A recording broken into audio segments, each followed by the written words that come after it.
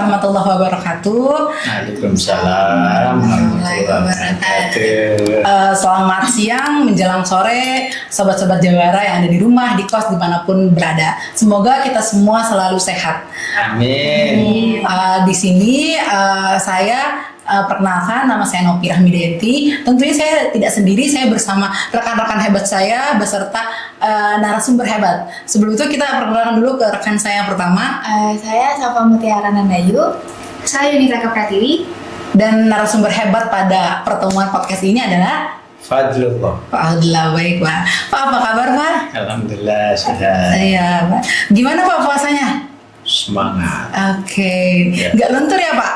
Alhamdulillah. Jadi semua sehat. Iya Pak.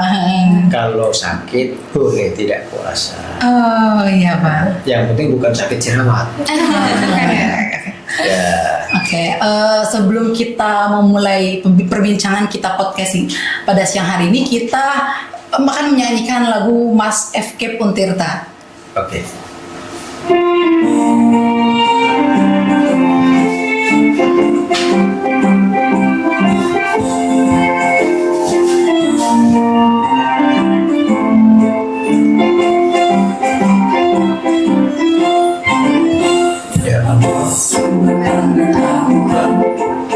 Puji syukur kami persembahkan kalau Operasi Indonesia sarjana watak guru dunia, jujur adil berkarya ilmiah, wibawa amanah pribadinya, religius sangat beragam, akuntabel terhadap bangsanya.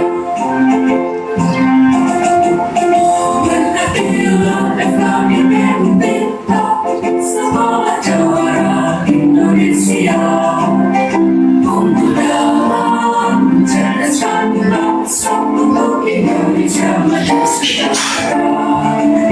Berkatilah FKIP Untirta, Sekolah Jawara Indonesia, unggul dalam mencerdaskan bangsa untuk Indonesia maju sejahtera.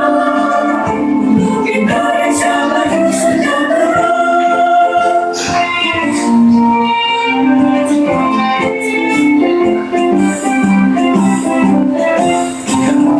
Ya. Sumber pengetahuan, puji syukur kami persembahkan pelopor kreasi Indonesia, sarjana watak guru dunia, jujur adil berkarya ilmiah, wibawa amanah pribadinya, religius sangat beragam, akuntabel terhadap bangsanya. Berkatilah FKIP Untirta, Sekolah Jawara Indonesia, unggul dalam mencerdaskan bangsa untuk Indonesia maju sejahtera. Berkatilah FKIP Untirta, Sekolah Jawara Indonesia, unggul dalam mencerdaskan bangsa untuk Indonesia maju sejahtera. Untuk Indonesia maju sejahtera. Oke. Setelah menyanyikan lagu Mars FK Puntirta, kita akan masuk ke pembicaraan podcast kita pada siang menuju sore hari ini. Nah, hari ini Pak, ya rekan-rekan, kita akan membahas tentang ilmu pengetahuan dan teknologi Oke. di Banten. Oke. Kira-kira nih, sebelum Pak Fadlullah memberitahu tentang informasi-informasi yang menarik, ada nggak nih dari rekan-rekan yang ingin bertanya terlebih dahulu? Soal teknologi dan informasi, Pak. Iya. Kira-kira di kampus kita ini apa ya, Bapak sudah mengikuti, menurut Bapak teknologi dan informasi di kampus kita ini sudah akuntabel nggak Pak? Ya, jadi kita sudah masuk pada satu era baru yang disebut dengan era digital. Nah, ini suka atau tidak, kita harus menguasai teknologi informasi ini. Oleh karena itu, kalau kita bincangkan misalnya di kampus kita, di Untirta, kita ada kanal yang digunakan untuk kegiatan pembelajaran. Bukan hanya itu, kita daftar itu menggunakan aplikasi, ya, nilai diinput ya kan menggunakan aplikasi dan seterusnya. Jadi memang kita sudah masuk di era itu, era digital. Ya, kita juga kegiatan pembelajaran masuk si Akad, sekarang si Akang, gitu ya. Jadi semua menggunakan fasilitas itu. Ini memang ciri dari globalisasi. Jadi ketika kita bicara globalisasi, itu sekurang-kurangnya ada 3 teknologi yang harus kita kuasai. Yang pertama adalah teknologi informasi dan komunikasi. Ini mutlak kita kuasai. Kita semua pegang ini. Ya kan? Nah, ini tidak peduli seberapa mahal harganya, misalnya cuma WA doang. Yang penting WA. Ya, padahal ini banyak fasilitas yang bisa kita gunakan untuk mencari data, informasi, hasil penelitian, ya kan, dan seterusnya. Nah, artinya apa? Teknologi informasi sangat membantu untuk kita belajar, untuk kita menelusuri hasil penelitian orang lain, dan kita mengkonstruk pikiran-pikiran baru sehingga melahirkan kreativitas. Yang kedua, kalau dalam konteks makro dunia negara, kita harus menguasai teknologi kendali. Ya, kenapa itu ribut soal India dan Pakistan, Kashmir, itu ada teknologi kendali di situ untuk perang, ya, nuklir dan seterusnya. Korea Utara dengan Korea Selatan, masuklah di situ Cina, ya kan, masuklah Amerika di situ. Begitu juga Rusia, Iran, konflik dengan Amerika. Apa itu? Teknologi kendali. Nah, kita harus menguasai teknologi kendali karena kita harus punya cita-cita besar, memimpin dunia.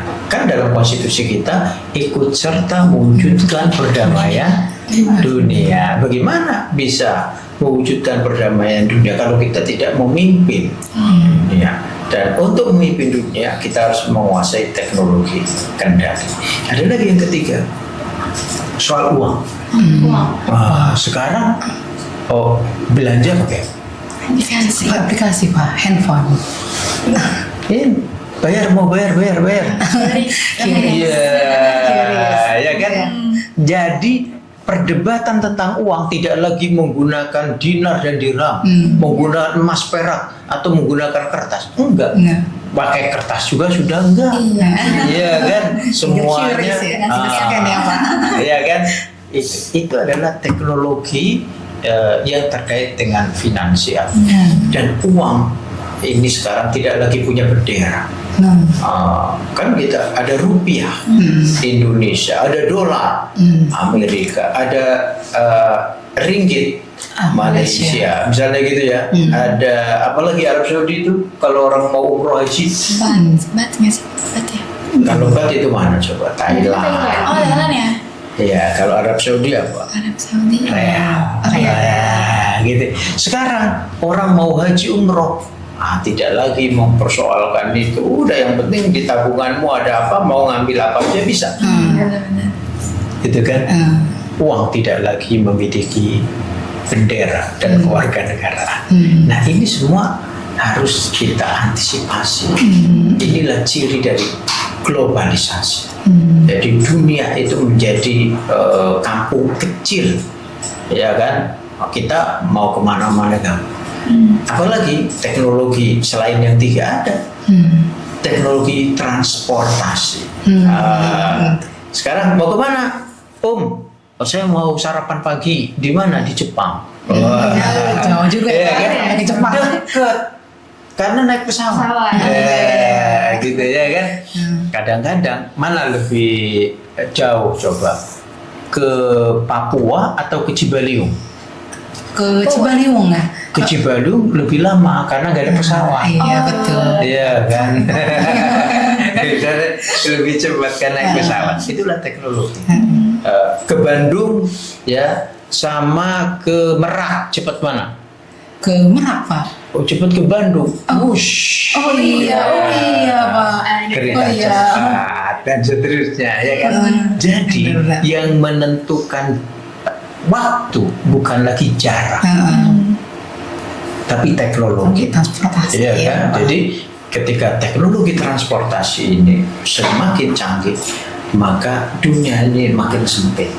Ya kan, cepat kita kemana saja. Oke, jadi kampus itu harus merespon perkembangan teknologi, ya, termasuk yang tadi ya teknologi informasi itu harus. Kalau nggak tertinggal kita. Mahasiswa juga harus akrab dengan teknologi informasi. Kenapa? Sekarang mau ada masalah apa? Penyelesaiannya bagaimana? Gampang. Ada artificial intelligence. Nggak usah pakai otak kita. Sayang otak kita ini, ya kan? Udah tinggal tanya gitu muncul. Nah, tapi otak kita akan bilang nggak begitu kali ya. Nah, itu boleh, ya kan? Kita ada metakognitif, itu nggak punya dia, mesin nggak punya. Harus setuju sama yang dikasih tahu ya. Karena yang punya hak untuk menolak hanya kita, manusia. Kita punya hak untuk menolak. HP nggak terserah kita, kita yang punya lu mau gimana, ya kan? Itulah bedanya manusia dan mesin. Mesin robot dikendalikan remote. Kita yang punya remote-nya. Iya betul Pak. Iya, ya kan? Iya. Kira-kira gitu. Jadi secerdas apapun mesin lebih hebat manusia ya Pak. Oh iya dong, ini ciptaan Tuhan. Oh iya. Sementara robot itu ciptaan kita. Iya betul. Pak. Ingat ya, di kampus kita punya bengkel vokasi dan sains, ya kan? Nah ini bagian dari cara kita merespons perkembangan. Pendidikan haruslah berbasis laboratorium. Ya, jadi tidak cukup itu khutbah kimia. Nggak bisa.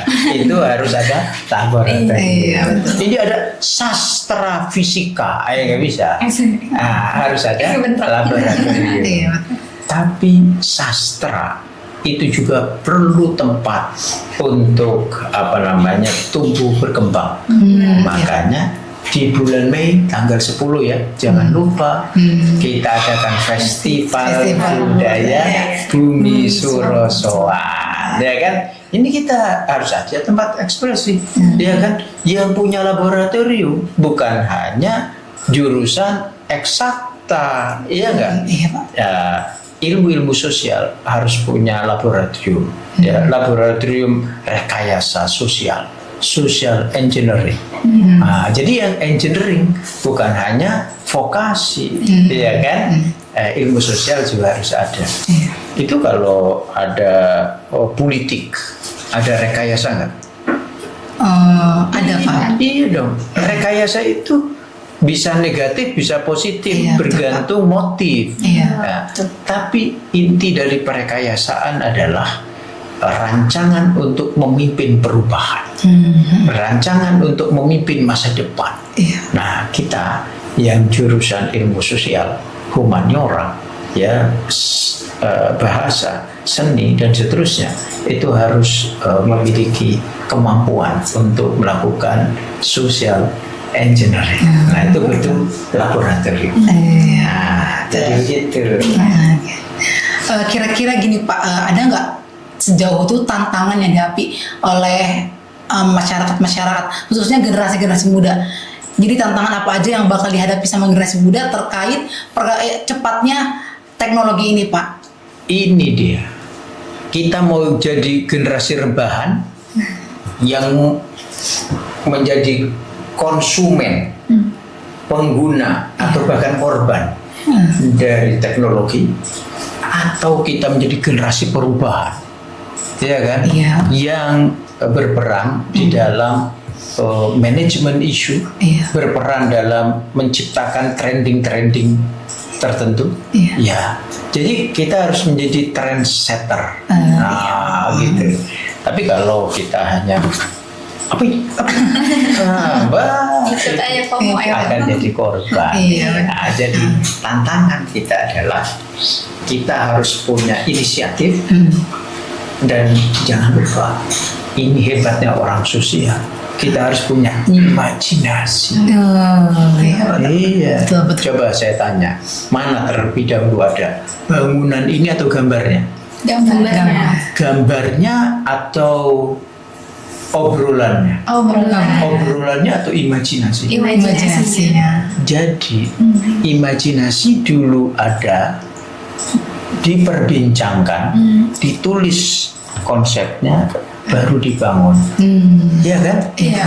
Nah, siapa yang mau perbincangkan? Kita. Iya. Yang bikin insinyur. Cukup menuangkan ide gitu. Nah, gitu. Oke, jadi tantangan kita adalah bagaimana kita menjadi generasi perubahan, bukan rebahan. Iya, betul. Dan bagaimana kita punya inisiatif, kita punya imajinasi tentang masa depan. Iya. Masa depan itu sudah ada atau belum? Belum terjadi. Tapi di sini ada. Iya. Imajinasi. Ya. Iya, tadi kan ngomongin tantangan nih, tantangan yang akan dihadapi sama generasi berikutnya. Cuman dengan adanya kemajuan teknologi ini juga mungkin akan berdampak negatif buat kedepannya apabila teknologinya juga nggak digunakan dengan baik. Menurut Bapak sendiri? Pinjol. Iya, itu salah satunya. Iya kan? Iya. Ada pinjol, ada lagi judi Judi online. Ya, Judi online. Judi online. Ya, ada juga. Mohon maaf ya, prostitusi online. Oh. Iya, itu bahaya. Iya, gampang ya Pak aksesnya. Gampang.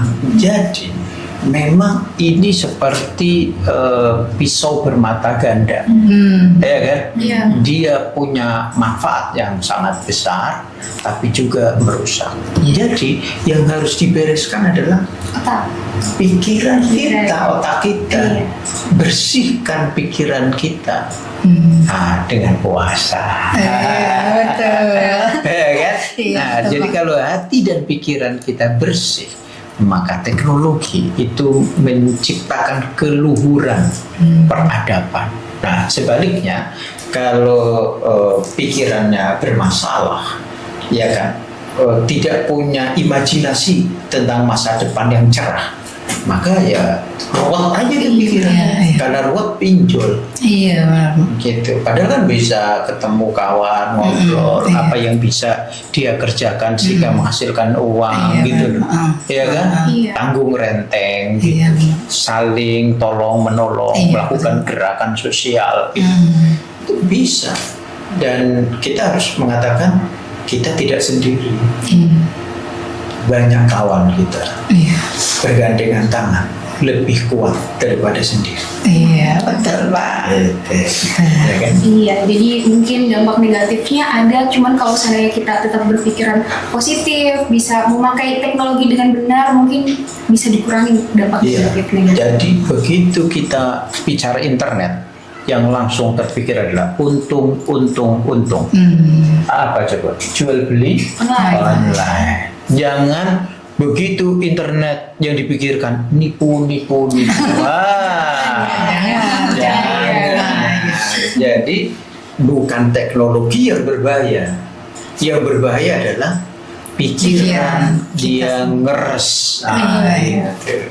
Jadi pikiran yang kotor itulah yang berbahaya, bukan teknologi.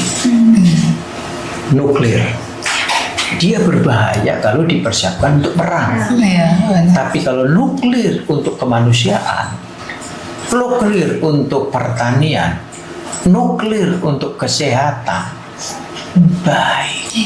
Gitu loh. Iya kan?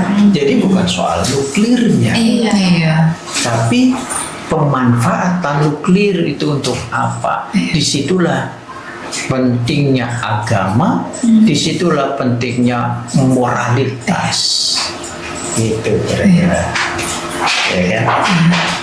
Ada lagi kan deh rekan-rekan sobat Jawara mau tahu gitu tentang teknologi dan ilmu pengetahuan. Ada lagi nggak?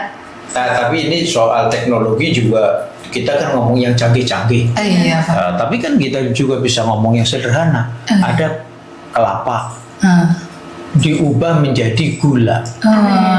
Teknologi. Apa itu teknologi? Aren diubah jadi Kopi. kopi. Kopi gulaan. Iya kan? Teknologi bukan? Teknologi. Pengolahan ikan jadi bakso malingping. Teknologi. Jadi teknologi tidak melulu yang besar, canggih gitu. Tapi juga ada yang disebut teknologi tepat guna. Ya kan? Iya. Bikin perahu. Ya kan? Wah, nenek moyangku seorang pelaut. Luar biasa itu. Itu sampai ke ujung-ujung Afrika. Nenek moyang kita berlayar. Ya kan? Makanya Indonesia dikenal sebagai negara maritim, ya kan? Kan nenek moyang kita pelaut. Nah, kemudian Banten juga dengan visi kepelabuhanan. Nah, itu ada teknologi ngerok masuk angin. Teknologi. Itu teknologi Pak. Tepat guna. Nah, gitu. Jangan kita udah ngomongin bikin pesawat terbang, bikin kereta cepat. Bikin jarum pentul impor. Itu ya Pak. Iya kan? Nah, gitu. Jadi ada teknologi yang strategis, ada teknologi tepat guna yang ini juga diperlukan untuk masyarakat. Ya, jadi semua kita harus belajar bagaimana sains dan teknologi ini dikembangkan, ya kan, sehingga alam semesta yang kaya ini bisa berdampak dalam mewujudkan kemakmuran rakyat. Ingat sila kelima Pancasila, Keadilan sosial bagi seluruh rakyat Indonesia. Oke, saya kira itu. Cukup teman-teman? Cukup. Cukup. Alhamdulillah perbincangan podcast kita pada siang hari ini dicukupkan ya Pak, Oke, rekan-rekan. terima kasih semua. Semoga perbincangan kita serta informasi-informasi yang Pak Fadullah berikan itu bermanfaat bagi kita semua. Untirta, Jawara. FKIP Untirta, Sekolah Jawara Indonesia. Oke, tepuk tangan dulu untuk kita semua Pak. Terima kasih Pak Fadullah yang sudah hadir. Terima kasih Pak sudah memberikan informasi-informasi yang menarik serta bermanfaat untuk kita semua. Kita ucapkan salam untuk para sahabat sekalian. Assalamualaikum Warahmatullahi wabarakatuh.